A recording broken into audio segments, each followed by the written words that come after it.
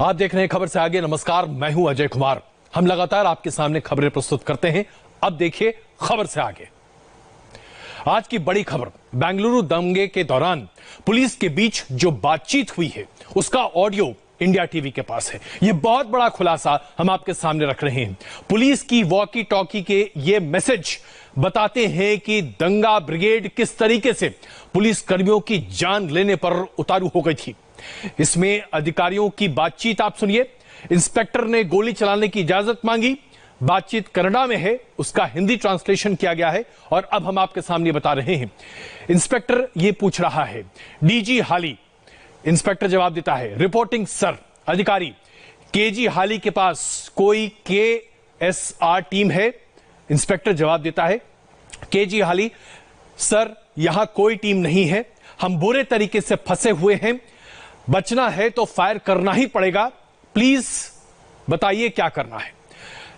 Permission चाहिए, permission दिलवा दीजिए। इस बात दोबारा सवाल पूछा जाता है। डीजी हाली कहते हैं, हमें खुद की हिफाजत करनी ही पड़ेगी। हमें खुद ही यह सब कुछ करना पड़ेगा, कोई बचाने नहीं आएगा। पुलिस अधिकारी उसके बाद पूछते हैं, अपनी आत्मरक्षा के लिए आपको जो सही लगे कीजिए, फायर करना पड़े तो कीजिए। इंस्पेक्टर केजी हाली उसके बाद कहते हैं, थैंक यू सर। और उसके बाद पुलिस ने फायरिंग की, जिसमें 3 लोगों की मृत्यु की बात निकल कर आ रही है। जरा सोचिए ये क्या हो रहा था बेंगलुरु में। यह ऑडियो क्लिप जो अब हम आपको सुनाने जा रहे हैं, यह कन्नड़ा में है। इसका हिंदी रूपांतरण अभी मैंने आपके सामने प्रस्तुत किया। इस ऑडियो क्लिप को देखिए और याद कीजिए चौरी चौरा का वो मौका जब पुलिस को भीतर अंदर बंद कर कर जला दिया गया था। ठीक वैसी ही कोशिश आज बेंगलुरु में हुई है। केजली के हत्र केएसआरपी यादिದೆ ಕಂಡು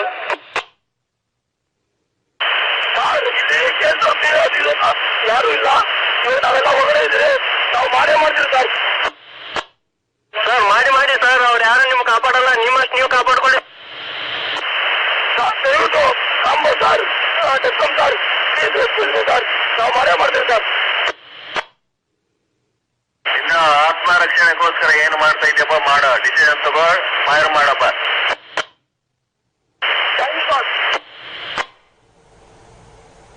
आपने सुना, अधिकारी ने कहा अगर जान बचाने के लिए आपको फायरिंग करनी पड़ती है तो कीजिए। यह स्थिति थी बेंगलुरु में बीती रात, जब जबरदस्त हिंसा मची, जिसमें 110 से ज्यादा लोगों को फिलहाल हिरासत में लिया गया है और उसमें जो जान माल का नुकसान हुआ, जिस तरीके से सब कुछ हुआ, उसकी भयावह तस्वीरें हम लगातार आपके सामने प्रस्तुत कर रहे हैं। इस पूरी बातचीत को एक बार फिर एक संदर्भ में रखने के लिए मेरे सहयोगी टी राघवन इस वक्त हमारे साथ मौजूद हैं बेंगलुरु से।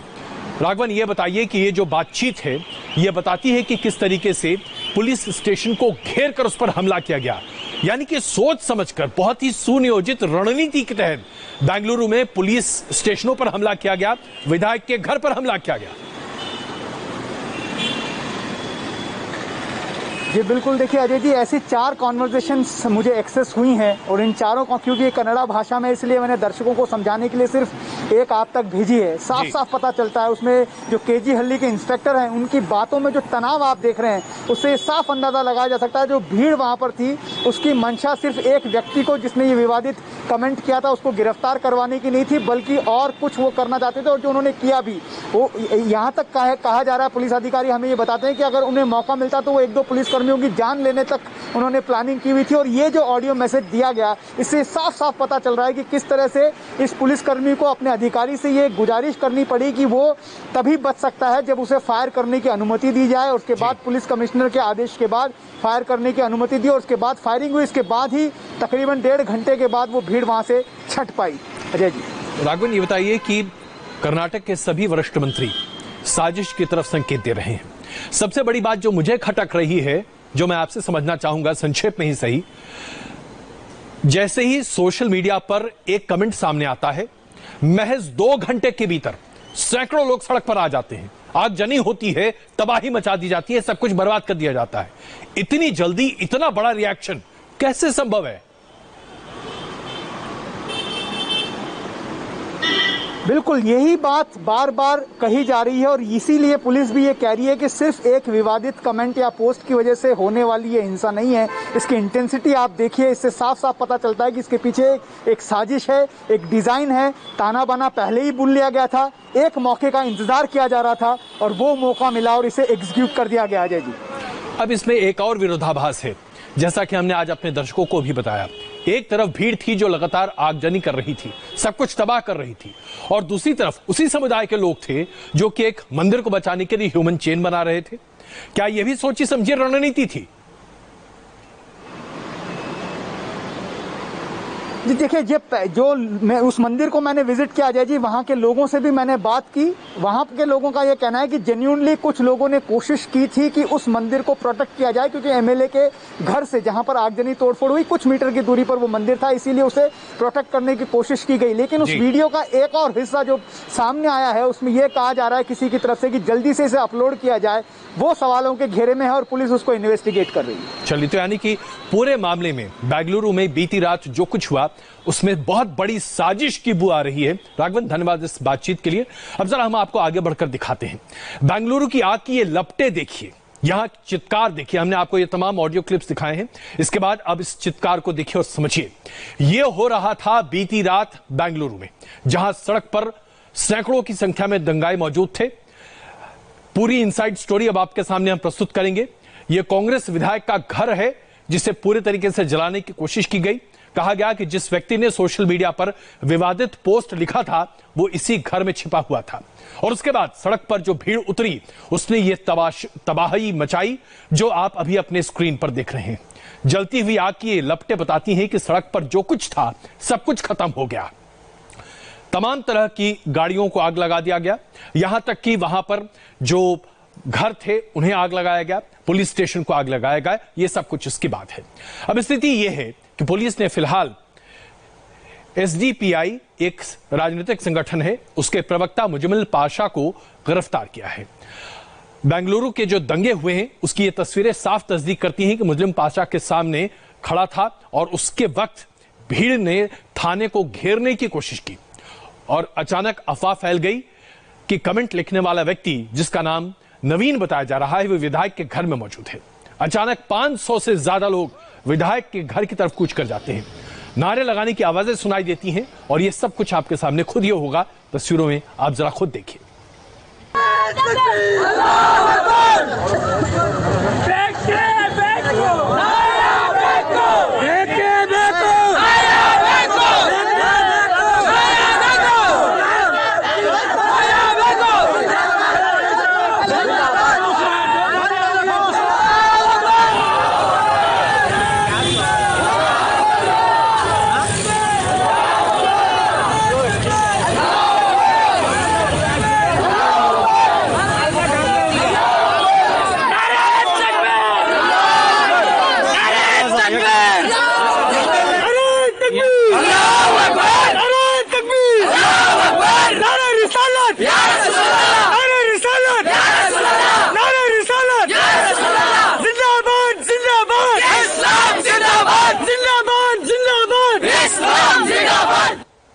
ये भीड़ अपने आप में धार्मिक आहत को प्रदर्शित नहीं कर रही थी, कोई आघात नहीं था। ऐसा लग रहा था इस भीड़ की इन तमाम वीडियो क्लिप्स को जब भी आप देख रहे थे, स्पष्ट है कि लोग बहुत ज्यादा गुस्से में हैं। किसी न किसी ने तो उकसाया है। जबरदस्त तरीके से सैकड़ों लोग जमा हो गए, महज 2 घंटे के भीतर तोड़फोड़ करने लगे और इस कदर भयंकर गुस्सा था कि कांग्रेस के विधायक के घर पर हमला कर दिया गया। ग्राउंड फ्लोर में आग लगा दी गई, विधायक के ग्राउंड फ्लोर को पूरे तरीके से जला दिया गया। सिर्फ विधायक का घर ही नहीं, पुलिस थाने को भी दंगाइयों ने टारगेट किया। डीजी हाली थाने में तोड़फोड़ की गई, आग लगा दी गई। थाने में पुलिस की जितनी भी गाड़ियां मौजूद थीं सबको आग के हवाले कर दिया गया, जो कुछ था सब जला दिया गया। दंगाई इतने पर न रुके, इसके बाद उन्होंने दूसरे थाना का रुख किया। यहां वो डीजी हाली थाने की तरह भयावह मंजर खड़ा करना चाहते थे, लेकिन पुलिस ने तैयारी कर रखी थी। बावजूद इसके थाने की दंगाइयों ने क्या हालत बनाई, तस्वीरों में आप स्पष्ट देख रहे हैं। बेंगलुरु हिंसा की सीसीटीवी फुटेज भी सामने आई है। सीसीटीवी फुटेज में दंगाइयों के तांडव की तस्वीरें स्पष्ट है। तस्वीरों में विधायक के घर और थाने के जलाए जाने के तमाम तस्वीरों के साथ साथ दंगाइयों के चेहरे भी सामने हैं। साफ दिख रहा है कि दंगाई अपने हाथ में लाठी, डंडे, हथियार, बोतल में पेट्रोल बम, इस तरह की तमाम चीजों को लेकर आगे बढ़ रहे थे। हालात को काबू में करने के लिए पुलिस ने भीड़ पर लाठीचार्ज किया, आंसू गैस के गोले छोड़े गए, फायरिंग की गई। पुलिस की फायरिंग में अब तक 3 लोगों की मृत्यु हुई है। यह फायरिंग सेल्फ डिफेंस में की गई। 60 से ज्यादा, जी हां, 60 से ज्यादा पुलिसकर्मी घायल है। डीजी हाली और केजी हाली थाना क्षेत्र में गुरुवार की सुबह यानी कि आज सुबह से कर्फ्यू लगा दिया गया है। पूरे बेंगलुरु में 144 धारा लागू कर दी गई है और अब तक 150 आरोपियों को पुलिस ने हिरासत में लिया है पूछताछ के लिए। दरअसल यह बखेड़ा है क्या, आइए जरा आपको यह बताते हैं। एक विवादित पोस्ट फेसबुक पर ऐसा कहा जा रहा है कि विधायक श्रीनिवास मूर्ति के रिश्तेदार नवीन के द्वारा पोस्ट किया गया। यह पोस्ट वायरल होते ही लोगों का गुस्सा भड़क उठा। बेकाबू भीड़ विधायक के घर पर घुसी।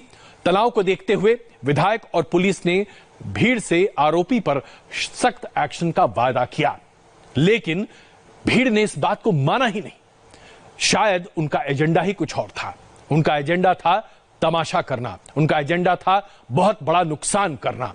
और यह नुकसान जिस तरीके से बेंगलुरु की सड़कों पर हुआ, यह अपने आप में प्रदर्शित करता है कि पुलिस को खुद अपनी रक्षा के लिए फायरिंग करनी पड़ी। अब स्थिति लगातार नियंत्रण में बताई तो जा रही है, लेकिन इसके पीछे साजिश की बू लगातार बढ़ती हुई चली जा रही है। इसके साथ साथ हम आपको यह भी बताना चाहते हैं कि इस पूरे मामले पर कई तरह के सवाल भी खड़े हो रहे हैं। दरअसल इस पूरे मामले पर सवाल यह खड़े हो रहे हैं कि क्या इस पूरी साजिश को सोच समझकर खड़ा किया गया?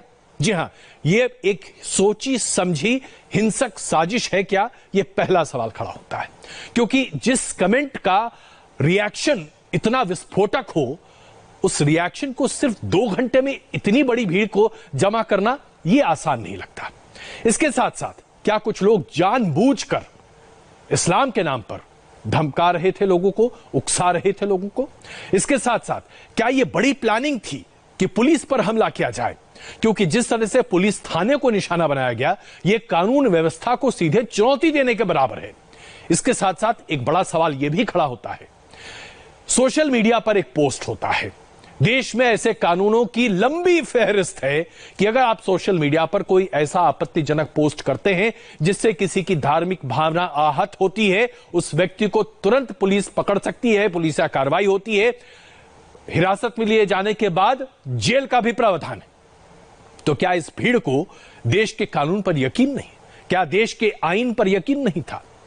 बेंगलुरु हिंसा से जुड़ी बड़ी बातें जो सामने आ रही हैं, हम आपके सामने लगातार प्रस्तुत कर रहे हैं। पुलिस ने इस पूरे मामले को लेकर मुजम्मिल पाशा को गिरफ्तार भी किया है, हिरासत में लिया है। मुजम्मिल पाशा का दावा है कि हिंसक भीड़ के साथ वो नहीं था, बल्कि वो लोगों को शांत कराने की कोशिश कर रहा था। सवाल यह है कि एक राजनीतिक दल का प्रवक्ता क्या कर रहा था उस वक्त वहां पर? बेंगलुरु हिंसा में पुलिस ने बड़ी कार्रवाई करते हुए एसडीपीआई नेता मुजम्मिल पाशा को हिरासत में लिया है।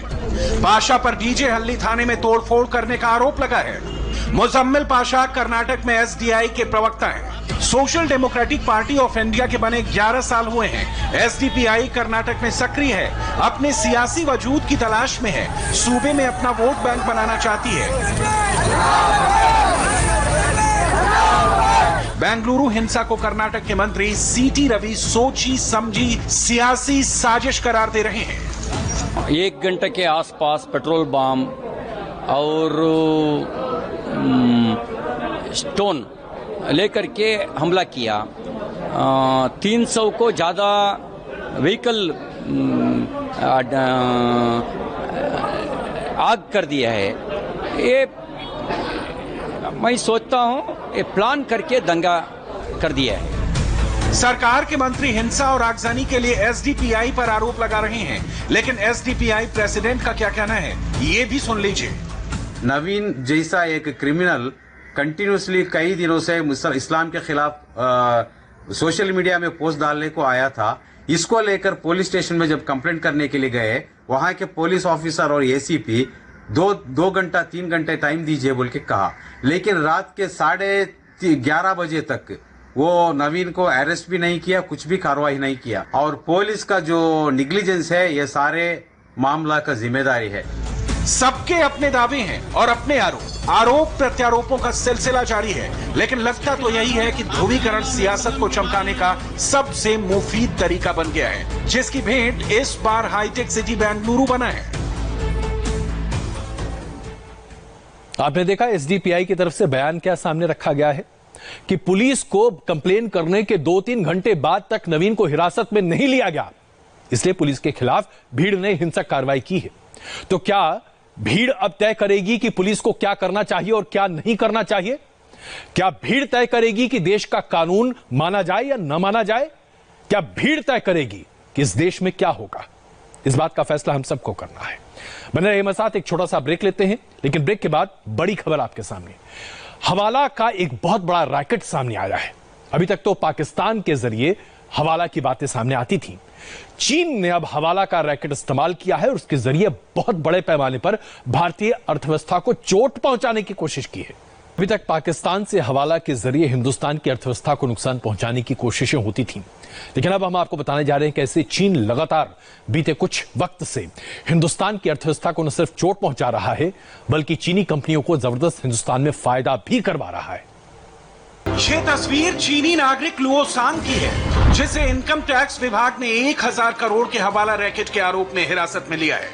लुओ सांग खुद का नाम चार्ली पैंग बताता है। उसने इसी नाम से मणिपुर में पासपोर्ट, आधार कार्ड समेत कई डॉक्यूमेंट्स बनवा रखे हैं और वो इनका इस्तेमाल हवाला कारोबार के लिए करता है। लुओ सांग और चार्ली पैंग इनकम टैक्स विभाग के हत्थे कैसे चढ़ा, वो जानना बेहद जरूरी है। चार्ली पैंग ने फर्जी शेल कंपनियों के नाम पर करीब 40 बैंक खाते खुलवाए थे। इन खातों में करीब 1000 करोड़ रुपए जमा कराए गए। फर्जी कंपनियों से भारत में रिटेल बिजनेस के लिए 100 करोड़ रुपए का अग्रिम भुगतान किया गया। यह भुगतान हांगकांग और अमेरिकी करेंसी में किया गया। लेकिन जब इन फर्जी शेल कंपनियों से लेन देन की जानकारी इनकम टैक्स विभाग को मिली, तो उसने दिल्ली, गुरुग्राम और गाजियाबाद में करीब 21 जगहों पर छापेमारी की, जिसमें कई चौंकाने वाले खुलासे हुए। 1000 करोड़ रुपए का हवाला का कारोबार था, जिसमें से 100 करोड़ रुपए इस्तेमाल किए गए थे इन फर्जी शेल कंपनियों के जरिए। असल में जो शेल कंपनियां हैं, इनका भी एक पूरी तरीके से मकड़ जाल है। अगर हम एक शेल कंपनी को खोलते हैं, उसकी डिटेल्स में जाते हैं, तो उसमें कुछ और कंपनी निकलती हैं, कुछ और डायरेक्टर्स के नाम सामने आते हैं। इससे पहले भी चार्ली पैंग के नाम पर ओटीए नाम से फर्जी कंपनी रजिस्टर्ड की गई थी, जिसे कस्टम विभाग ने खाली करा लिया था। गौर करने वाली बात यह है कि इसी व्यक्ति को, इसी शख्स को 2018 में गिरफ्तार किया गया था और उस वक्त इसने अपने आप को भारतीय नागरिक बताया था।